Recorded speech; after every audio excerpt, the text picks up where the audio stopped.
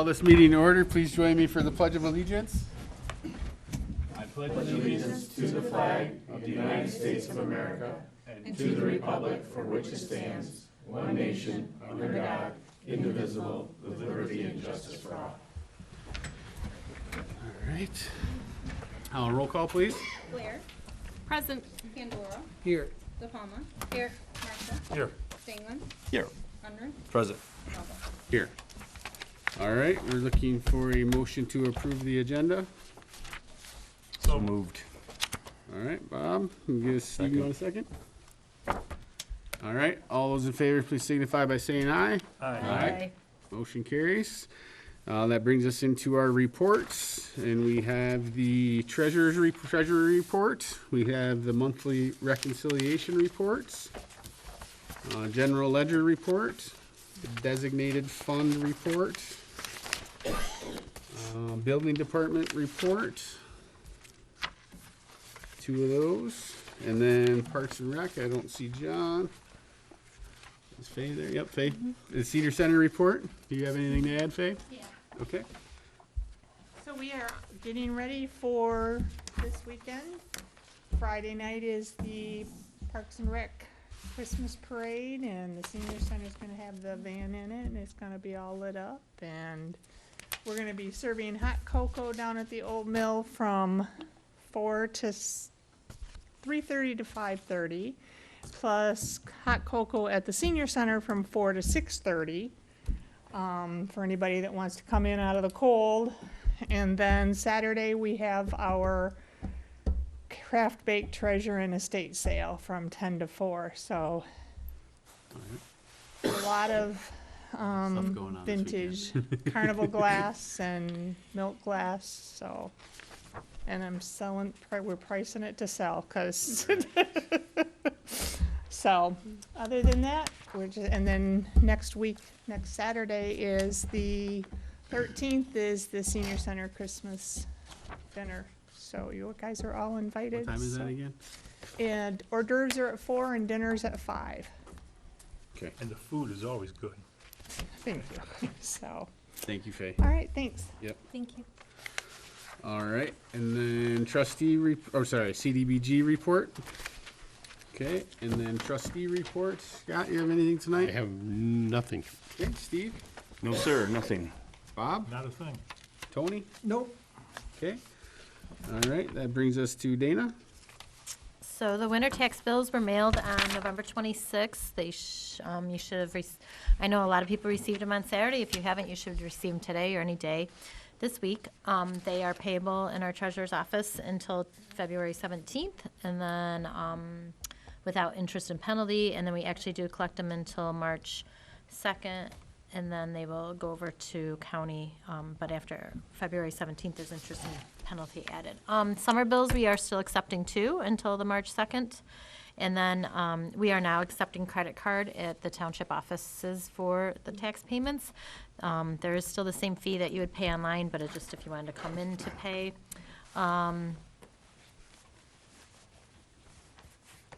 If you want to pay your tax bill before year end, I know a lot of people like to pay before the year end to get it for done before the year. Our office is closed on December 31st, so you have to be in by December 30th. Let's see, what else is there?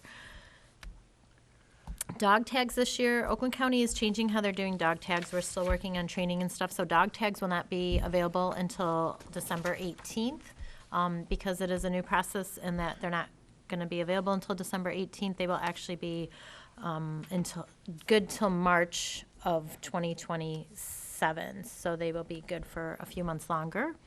And I attended training at the Oakland County's building for the treasurer training. None of my board committees met, but they are meeting this month, so I'll have more on that. Looking forward to the Christmas parade this Friday and Christmas in the Village on Friday and Saturday. And then also, I was here for Small Business Saturday this past Saturday afternoon, and the DDA has a shop at 437 Mill Street where there's a bunch of different vendors there every Thursday, Friday, and Saturday. And then from here until December 20th, there's going to be vendors at the Old Town Hall every Saturday also. That's all I have. Okay, thank you. Rosalind? Good evening. Thank you for attending the board meeting tonight. The clerk's office has received some CDBG reimbursements in the amount of $4,419.37, of which 630 of that was reimbursements for BGYA, and then $3,789.37 was fire department equipment. I do have some meetings scheduled later this month, but that's all I have. All right. For me, I just have one thing to bring up. If you haven't already heard or know, Lieutenant Glover is retiring at the end of December. Oh, good for him. Yeah, I just wanted to personally thank him for the almost 13 years of service to Brandon Township and hope he enjoys his retirement. So that's all I have tonight. All right, correspondence, there is none of that today, so that brings us to citizens' comments.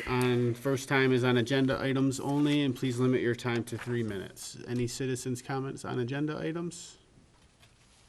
Okay, seeing none, we'll move on. No discussion tonight.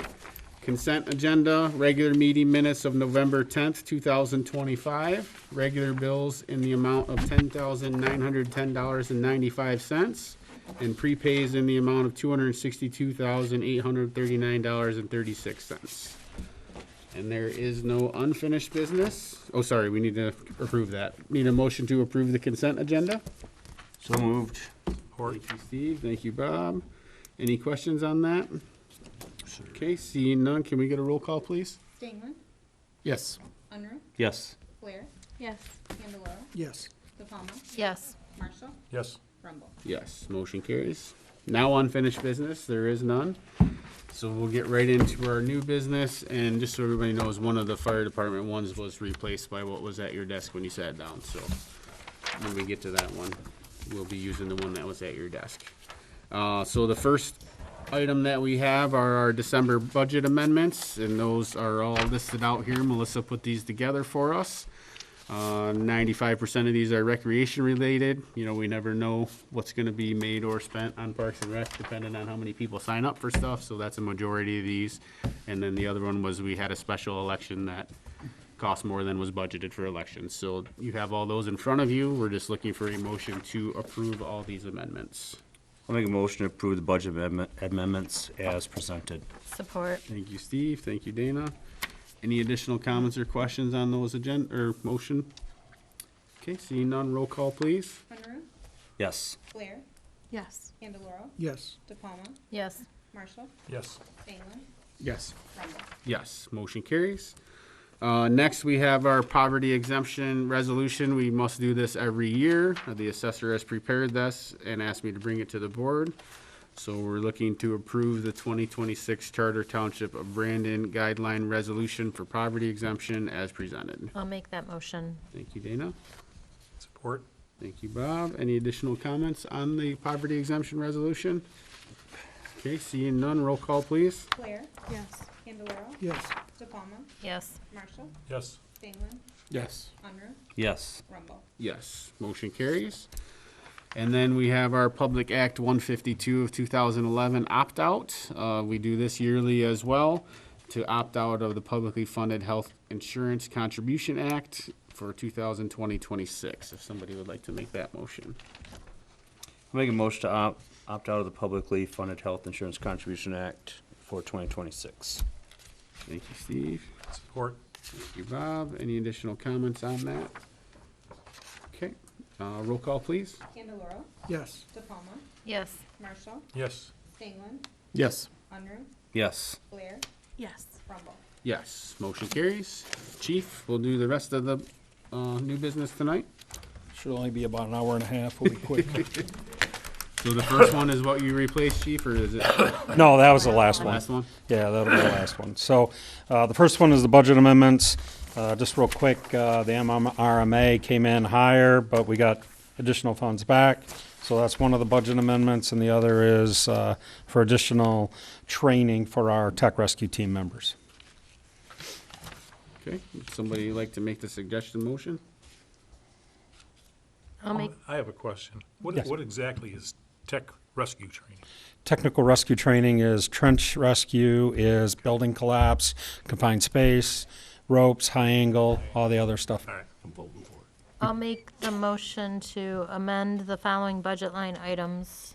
Professional career development, 206-342-960.402, increase from $1,450 to $9,000 using funds from our carry forward balance.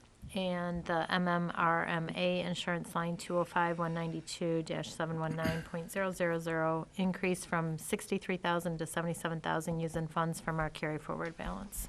Support. All right, any additional comments? Roll call, please. De Palma. Yes. Marshall. Yes. Stenglen. Yes. Hunter. Yes. Ware. Yes. Candelora. Yes. Trumbull. Yes. Motion carries. Okay, next item. We did a cost analysis of how much we're spending in overtime, one. Two, if there was a way to reduce those costs. And then three, if there was an operational value to hiring somebody for a float position. So you'll see we did a financial summary of, for 24, 25 are actual numbers of what an employer cost would be. Understand that those are for benefits, overtime, MERS, the OPEB retirement, all of those funds, okay? And the reason I have 48 and 56 is, I'll explain to you in a little bit. And then we looked at what overtime could be avoided had we had a float person to pick up on those shifts. So right now, when somebody takes a day off, we have to fill it because our minimum staffing is of such that it allows us to have 5 full-time people on shift with one paid call. That's our minimum. We try to operate at that. And there's been a lot of minimum manning in the news. There's been a lot of minimum questions of, should fire departments be more staffed? We won't get into a whole lot of that. All I'm saying, this is how we operate.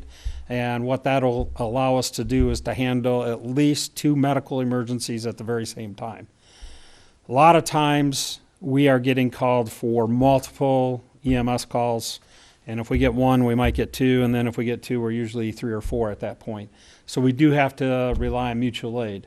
This is not going to change that. All that does, and what we'll cover, there are definitely some benefits to hiring a float person. But basically what this person would do is they would go to a 24-hour shift. I have somebody that's off for 4 or 5 months. They're going to go to that 24-hour shift and fill in. So if you looked at what the overtime rates would have cost us versus what we would save by paying an employee and paying their benefits, that's what the net financial impact is. So it's all real close. I calculated the numbers as if we had an employee for the 24, 25 years. And for 26, 27, we calculated on what the estimate would be on their basic overtime rate. So with that, we found that the float is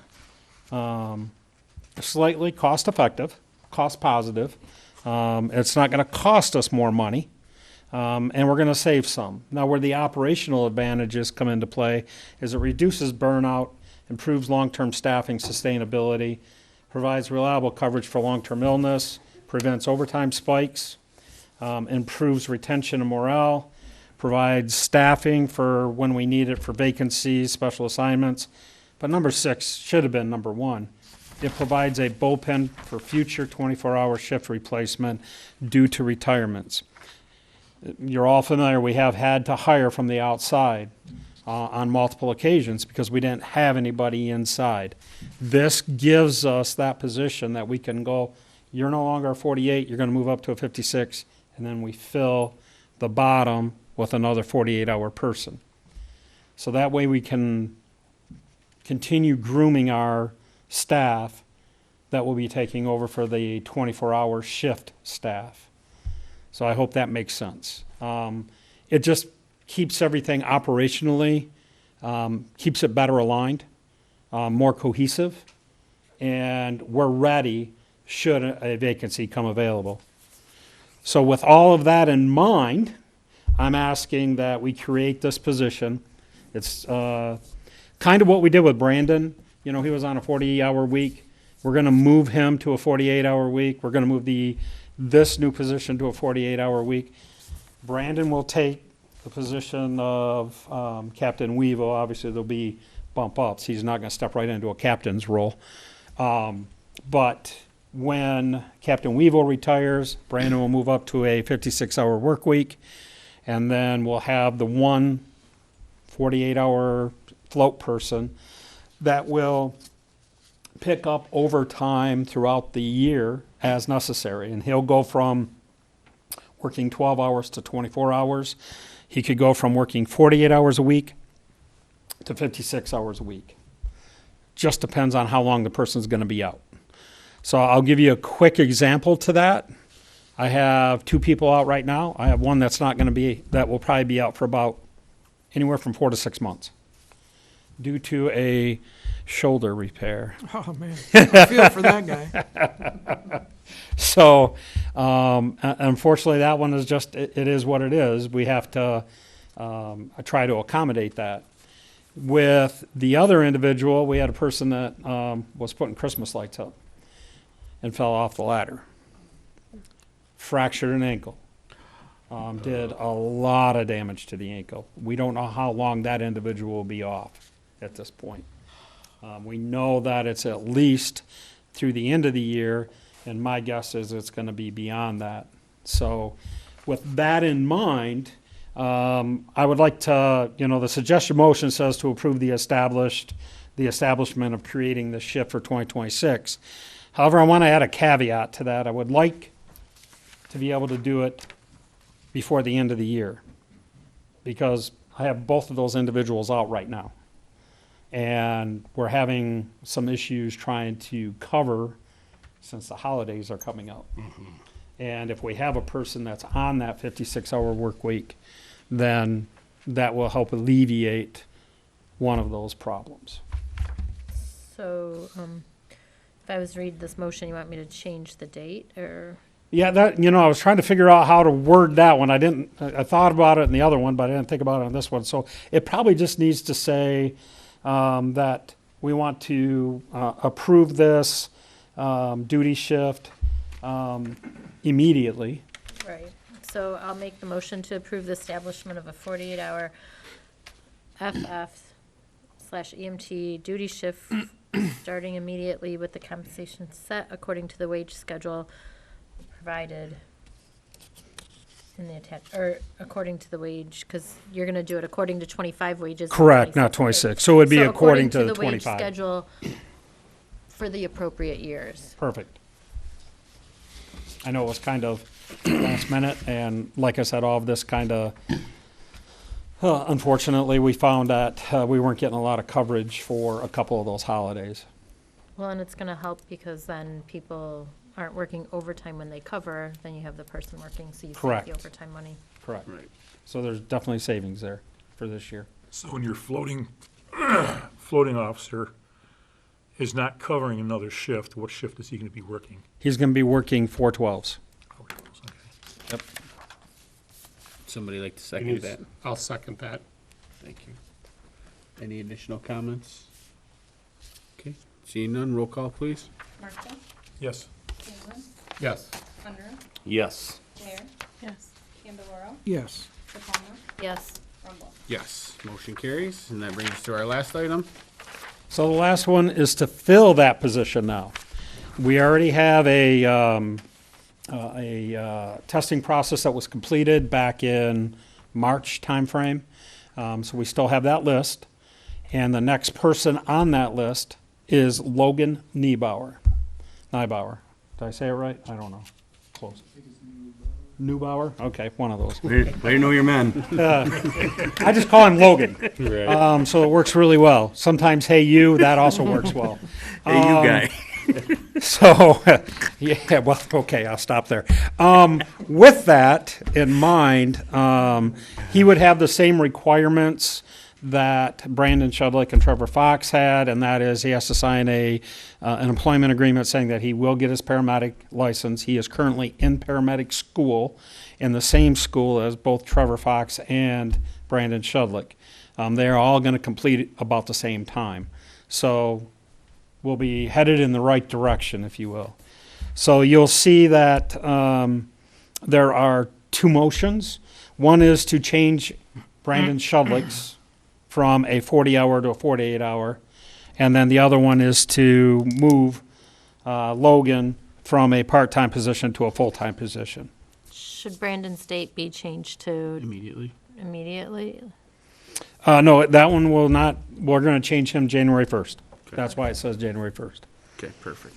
What does the expired list mean? What does that mean? So the expired list, when we create a hiring or promotional list, we keep it for a certain amount of time, usually a year. We're not there yet. Okay. And then what if Niebauer doesn't get his paramedic license? So at the end of 36 months, Yeah. hasta la vista. You no longer work here. Okay. That's the same contract that both Brandon Shudlick and Trevor Fox have. So if they don't get And the three theirs, before them signed that too. Correct. And the Wow. three before them, we had, so this isn't our first time doing that. I understand. I was Yeah. just asking because it's in Yeah. here in the thing. I'm like, So what if he doesn't get it? Right. So I will say the three prior to that was Jeff Green, Ryan Setzer, and Tim MacArthur. All three of them passed. And they have turned out to really, we're really fortunate that, you know, we have them, and definitely has helped, and it's been from within side, so, Sweet. Perfect. yeah. Wow. All right, would somebody like to make motion? I'll make a one? motion to move the firefighter EMT Brandon Shudlick from his current 40-hour week to a 48-hour week starting January 1st, 2026. Support. Thank you. Any additional concerns on that motion? Seeing none, roll call, please. England, Yes. Unruh, Yes. Blair, Yep. Candelora, Yes. De Palma, Yes. Marshall, Yes. Rumble. Yes, motion carries. Somebody like to make motion two? I'll make a motion to move firefighter emergency medical technician Logan Nabar from a part-time position to a full-time position as presented with the requirement to obtain his paramedic license within 36 months. Start date to be determined by the fire chief, with the possibility of starting before the end of the year, subject to scheduling. Support. Steve, thank you, Dana. Any additional comments on the motion? Seeing none, roll call, please. Unruh, Yes. Blair, Yes. Candelora, Yes. De Palma, Yes. Marshall, Yes. England, Yes. Rumble. Yes, motion carries. All right, that brings us back to citizens' comments on, oh, sorry, chief. I'm going to have a citizen's comment real quick. Okay. It's bittersweet Address. with Lieutenant Glover's retirement. Greg's been around here, has been a fixture with Ortonville for a long time. Greg and I went to school together, so that makes him old. Anyways, but he's always been one of the best officers to work with. Prior to him even being lieutenant, when he was just a road patrol guy. So I've been around here a long time, and I truly appreciate everything that he has done for this community and for the time and effort that he has put into this community. And he's going to be sorely missed. Those are some really big shoes, and whoever's stepping into them, I feel really sorry for them because they're going to have a lot of expectations of what and how Greg served this community. So, Yes. Who's going to tease you? yeah, that's a good question. Maybe Greg's going to come Your back job and now, Bob. just for fun. Thank you, chief. Any other citizens? Okay, seeing none. Any additional board comments, Scott? Nope. Well, just like the chief said, I'm sad to see him go, Right, but I'm happy for him. Yeah. Steve? Yeah, congratulations to the lieutenant. Obviously, he served his career is long. I understand that completely, and wish him well in his retirement. And this time of year, be grateful. Thanks for everybody on the board. I've truly enjoyed these several years that I've been on here, even though I make fun of Dana a lot. I can't help it. But it's been a lot of fun, and I'm glad that we have a real board that pays attention to the budget and does a very good job with everything. And we may not always agree, but we don't be unprofessional any time as we move through this and keep the township moving forward. Thanks for the chief for especially keeping the budget and everything else. So, Agreed. Merry Christmas, Happy New Year to everyone. Thank you, Steve. Bob? Lieutenant Glover, congratulations, well deserved. Have a nice Christmas, have a wonderful New Year, and we'll see you on the other side. Thank you, Bob. Tony? I'll echo, thank you, Lieutenant Glover, and Merry Christmas, everybody. Happy New Year, and see you in 2026. Hope everyone had a happy Thanksgiving, and hope everyone has a great, very Merry Christmas and a Happy New Year. And yes, thank you to Lieutenant Glover. He will be missed. Everything that Chief said, I totally agree with. And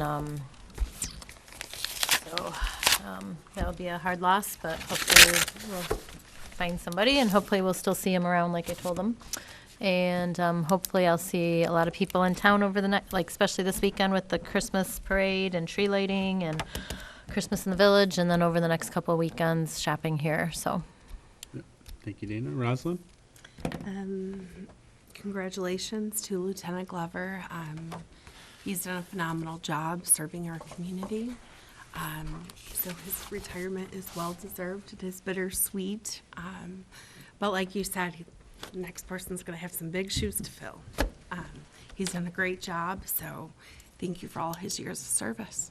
Thank you, Rosalind. I'll just say, in addition to everything, again, thank you, Greg, and Merry Christmas, Happy New Year, and see everybody next year. All right, looking for a motion to adjourn. so moved. Thank you, Dana. Second. Thank you, Steve. All those in favor, please signify by saying aye. Aye. Motion carries. Thank you.